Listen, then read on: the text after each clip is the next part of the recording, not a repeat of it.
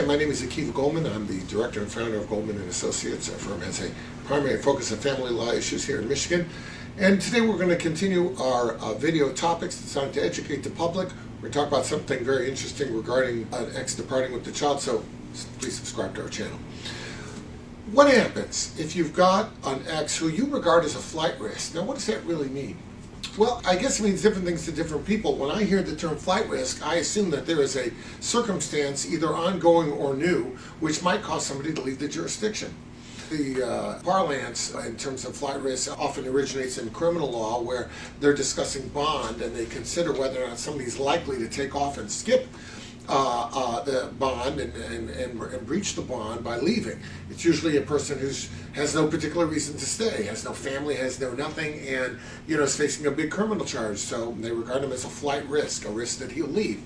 Can your ex-husband or ex-wife be a flight risk? I suppose. I mean, you could have a situation, for example, where there's custody. Let's say one of the parents doesn't work, has no family here in Michigan.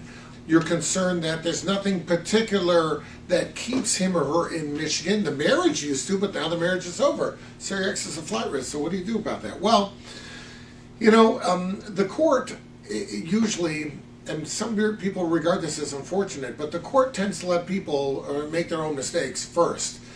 It's not likely to enter an order that says, because someone thinks you might do something wrong, so therefore we're going to order this.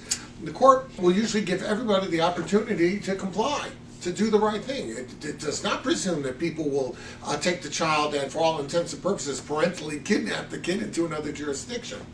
However, if you're in a situation where, let's say, during the divorce, there were repeated instances where mom would disappear with the child for days on end, and you're concerned about the fact that she has no family here, no job here, no nothing, and everybody's in, Georgia or Alabama or whatever, is worried about that, you could ask the court to enter specific orders requiring that that the child not leave the jurisdiction without consent.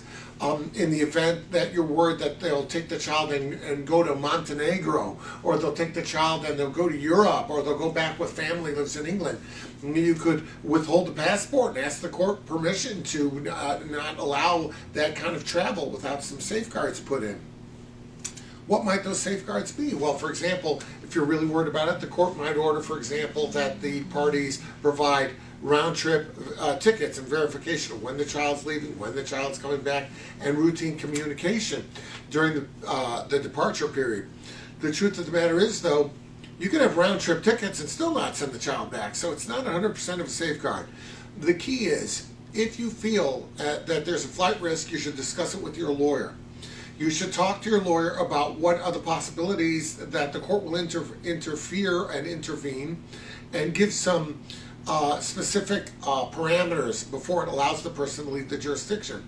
Be aware, though, that your instinct or your feeling that he or she may do something wrong is probably not going to cut it without a prior history of flight. So you got to talk to your lawyer about that, and he or she will give you appropriate guidance in that regard. If you have any questions about it, reach out, and of course, we'll be glad to do the same.